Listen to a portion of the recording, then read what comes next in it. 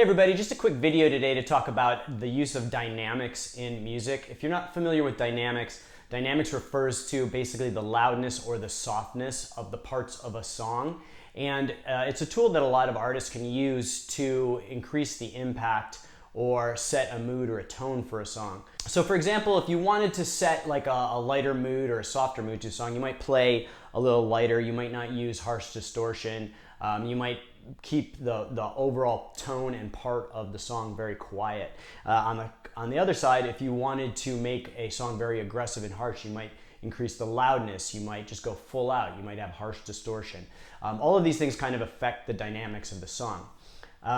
As a tool, a lot of artists can use that contrast between loud and soft to increase the impact of a loud part or a soft part. So for example, Nirvana is a band that uses dynamics a lot, the Pixies, Jesus Lizard, there's tons of bands. A very famous example of using dynamics in music is Smells Like Teen Spirit by Nirvana. They start off the song with a clean tone, kind of quiet part, and then it kicks in when to a louder part when the drums kick in. So.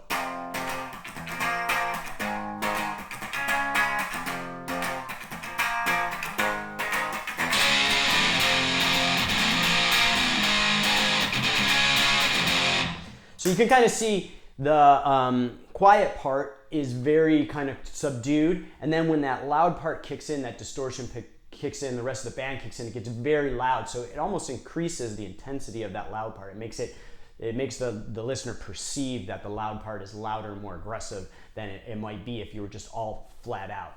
After a while of just going flat out, the listener kind of gets used to that level, and so the intensity kind of wears off, the effect kind of wears off. Now there's other ways to kind of increase the intensity when you're going full out, like you can increase the speed of playing, the diversity of notes, that kind of thing. But just for example with dynamics, it's a very useful way to increase the intensity or decrease the intensity, conversely going back to a soft part. That way you can kind of get that impact when the loud part or the soft part comes in.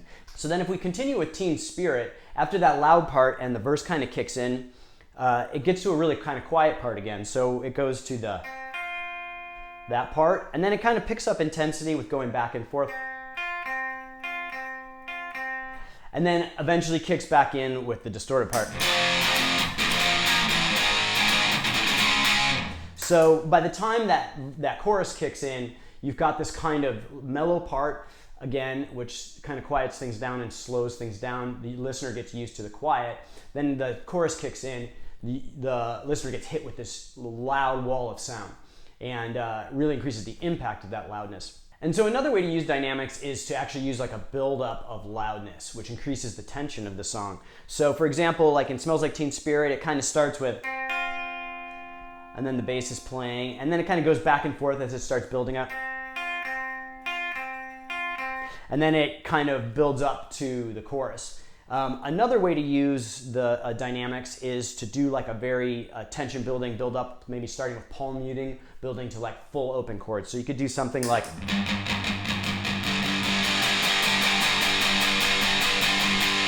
just build up that chord and gradually release the palm mute and play harder and harder until you reach that kind of crescendo where you hit with the full blast.